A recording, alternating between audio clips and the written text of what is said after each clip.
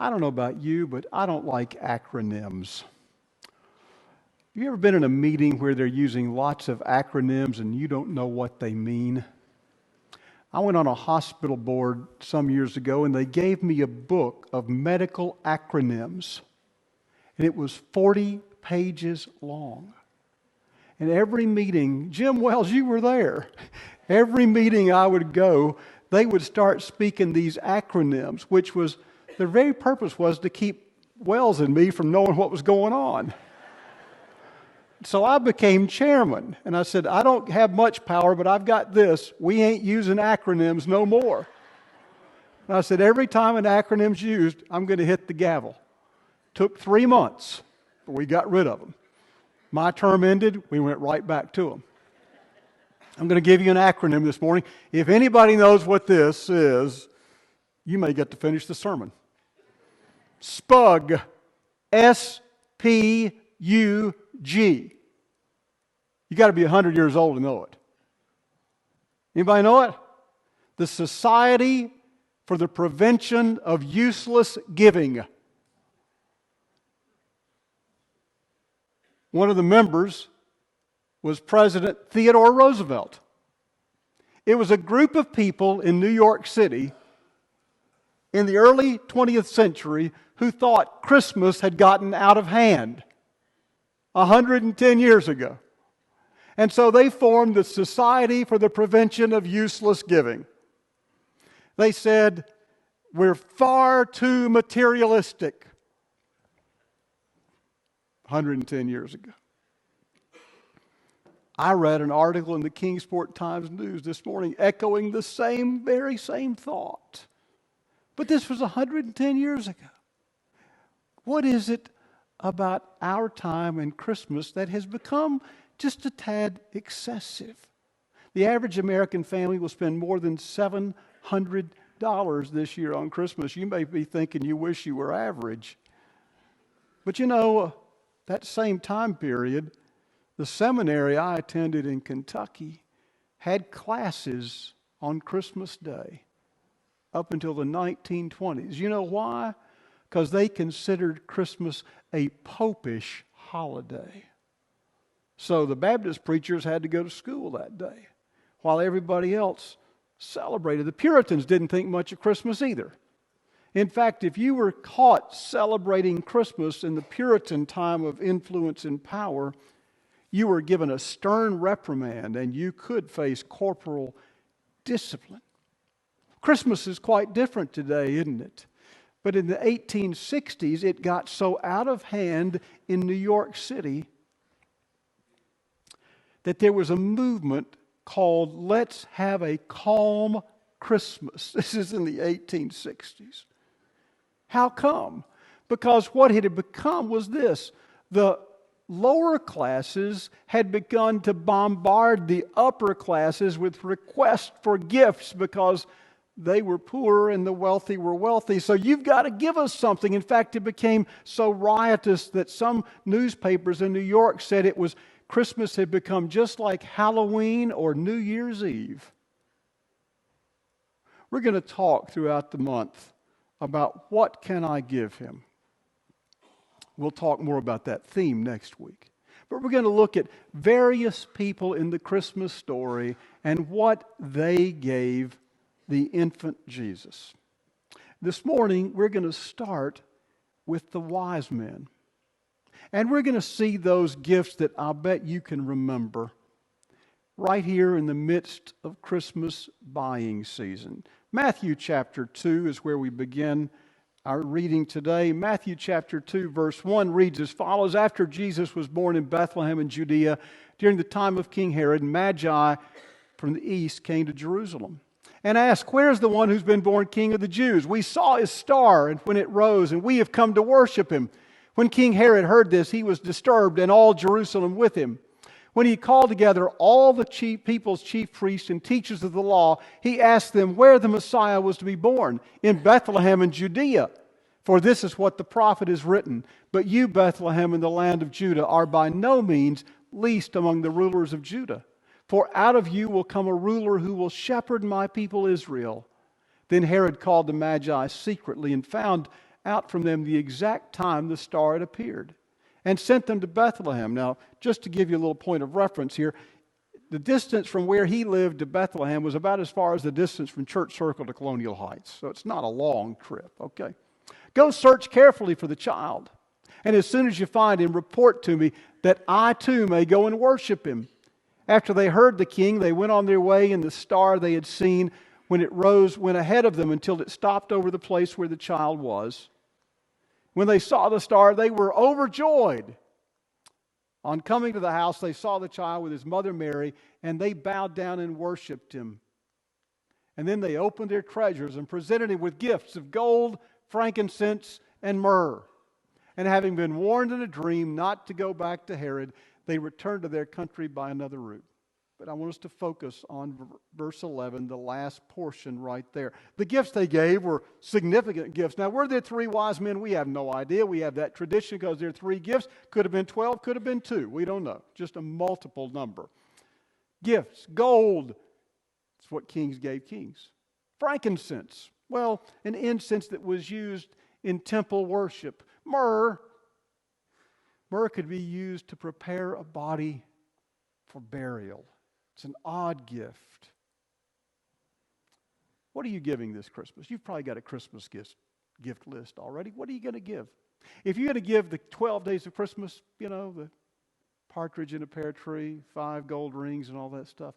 There's a study that comes out every year of what it costs to give that. This year it's $39,000. So just open your checkbook. Somebody you love wants it. Go ahead and give it. But I want you to think with me. Jesus said it's more blessed to give than to receive. Think back. What's the most extravagant Christmas gift you ever received? What was it? Just in your own mind. And how long was it meaningful to you? Over the next 4 weeks, we're going to talk about an idea that I read about a year or 2 ago that I really liked. It's called the Advent Conspiracy. The Advent Conspiracy. And the idea is that we try to get back to the real meaning of why we're preparing for Christmas. The Advent Conspiracy has 4 weekly themes. We're going to talk about that each week. And this week's theme is give more and give the best. Now, it doesn't mean to give more stuff. It means to give more of us. What would it mean if this Advent season, this Christmas Eve when it comes, we gave more of us than we did of things? I want to tell you about 2 people who never heard of the Advent Conspiracy, but who gave of their very lives. The first one grew up in Knoxville. He grew up and felt a calling to be a doctor. And so he did what doctors do. He went to medical school. But then he felt another calling. And that calling was to go a long way off. Not just to be a doctor, which is a noble calling in and of itself, but to be a medical missionary. And he ended up, of all places, in China.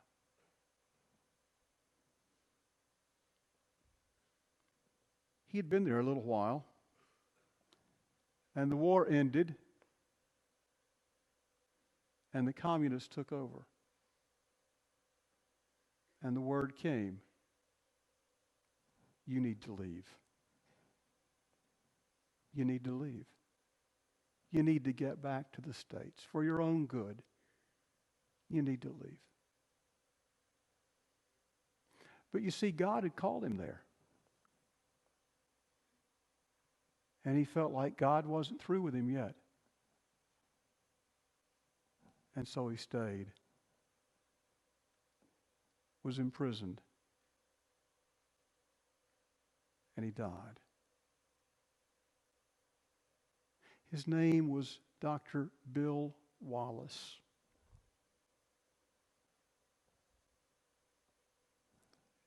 And he gave more. And he gave the best. Because he was called to give of his very self.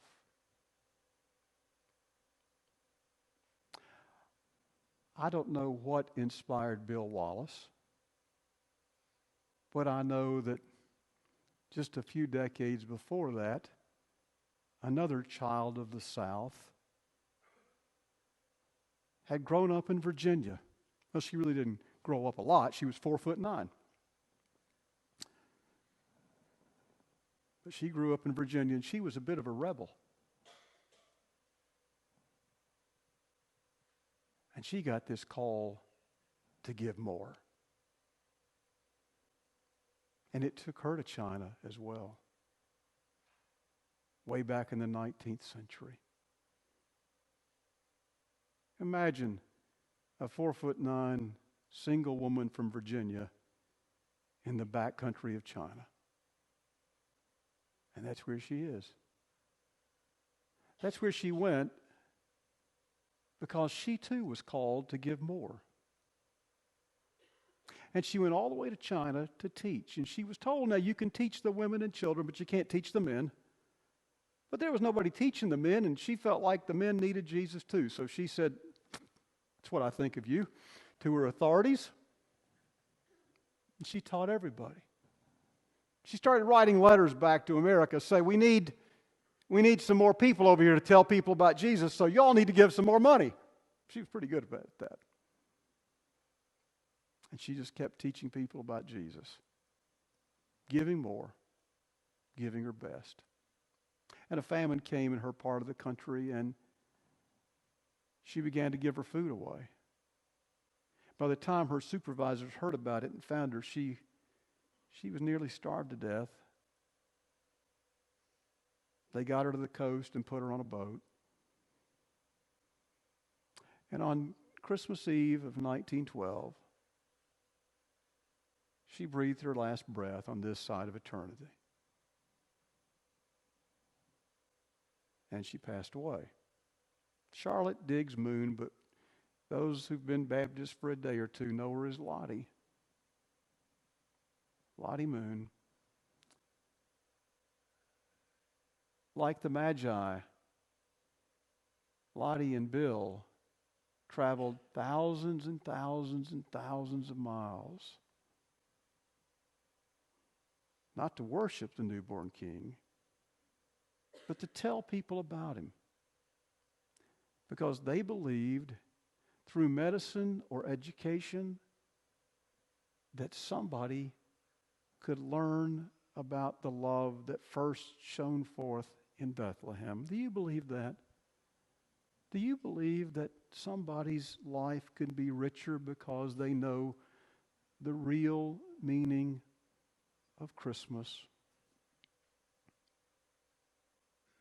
The Advent conspiracy is give more and give the best. What I want to challenge myself and you to is this. Is there somebody in your sphere of influence who might have a Christmas next year that's meaningful because they, for the very first time in their lives, understand it? Because in the next year, you don't have to go to China, but in the next year, you spend time cultivating, whether it's through medicine or teaching or coaching or just being friends with somebody who needs the love of Christ. Give more. Don't have to give gold. Give Jesus. Let's pray.